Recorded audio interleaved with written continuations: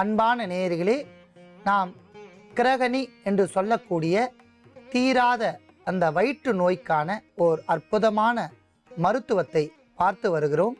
அதற்காக நாம் எடுத்துக்கொண்ட பொருட்களின் அளவுகளை பார்க்கலாம். முதலில் சுண்டைக்காய் வற்றல் 20 கிராம் எடுத்து பொன்னிறமாக வறுக்க வேண்டும்.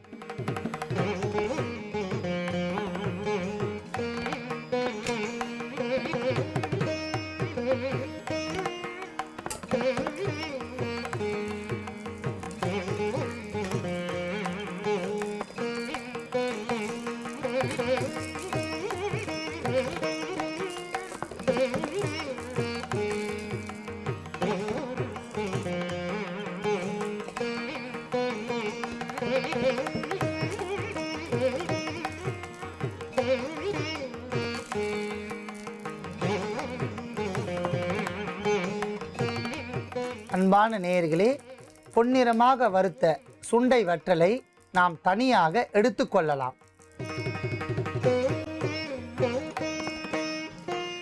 அடுத்ததாக நெல்லி வற்றல் 20 கிராம்,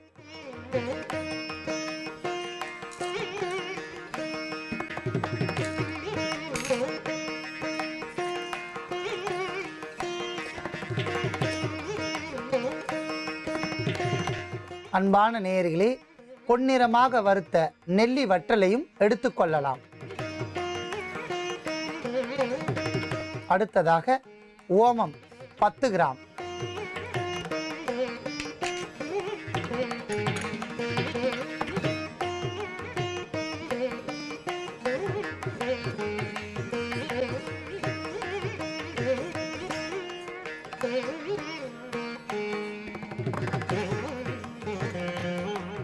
பொன்னிறமாக வறுத்த ஓமத்தையும் எடுத்துக்கொள்ளலாம்.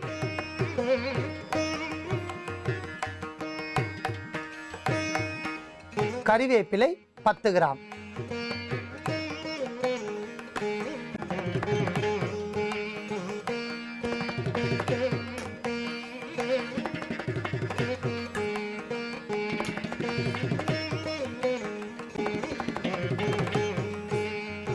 அன்பான நேயர்களே, பொன்னிறமாக வறுத்த கறிவேப்பிலையும் எடுத்துக்கொள்ளலாம்.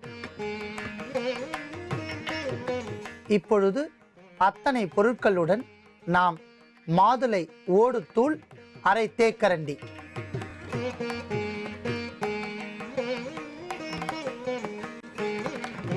அடுத்ததாக மாம்பருப்பு தூள் அரை தேக்கரண்டி,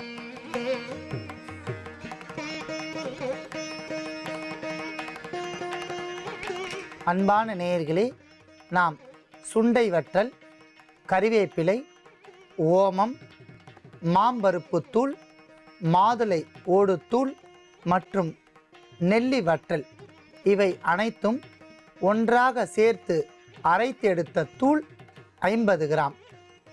அன்பான நேயர்களே, இந்த கிரகணி என்று சொல்லக்கூடிய அதிகப்படியான வயிற்று வலி என்கிற நோய் உடையவர்கள் இந்த தூளை அரைத்து எடுத்து பத்திரப்படுத்தி கொள்ளவும், தேவையான காலத்தில் இந்த தூளை எடுத்து பசுமோர், சுத்தமான நாட்டு பசுமோர், புளிக்காத மோராக இருக்க வேண்டும்.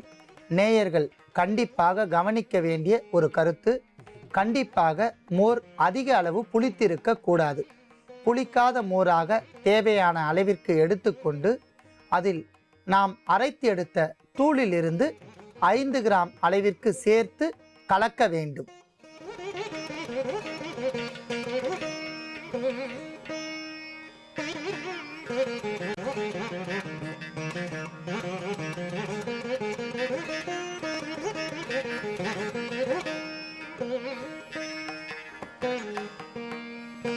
அன்பான நேயர்களே, இந்த அற்புதமான மருத்துவத்தை இந்த கிரகணி என்று சொல்லக்கூடிய அதீத வயிற்று வலி நோய் உடையவர்கள் காலை மாலை இருவேளையும் உணவிற்கு பின்பு 50 மில்லி மோரில் 5 கிராம் அளவிற்கு இந்த பொடியை சேர்த்து நன்றாக கலக்கி தொடர்ந்து பருகி வரவும், நோய் பூரணமாக நின்றவுடன் இந்த மருத்துவத்தை நிறுத்திவிடவும்.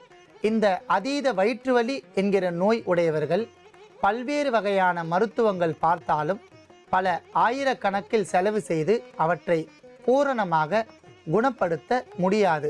ஆனால் நாம் தயாரித்த இந்த எளிமையான சூரணத்தை கொண்டு அவர்கள் பயன்படுத்தி வந்தால் முழுவதுமாக அந்த நோயை நீக்கிக் கொள்ளலாம். ஆகையால் நோய் உடையவர்கள் பயன்படுத்தி நோயின்றி வாழ வேண்டுகிறேன்.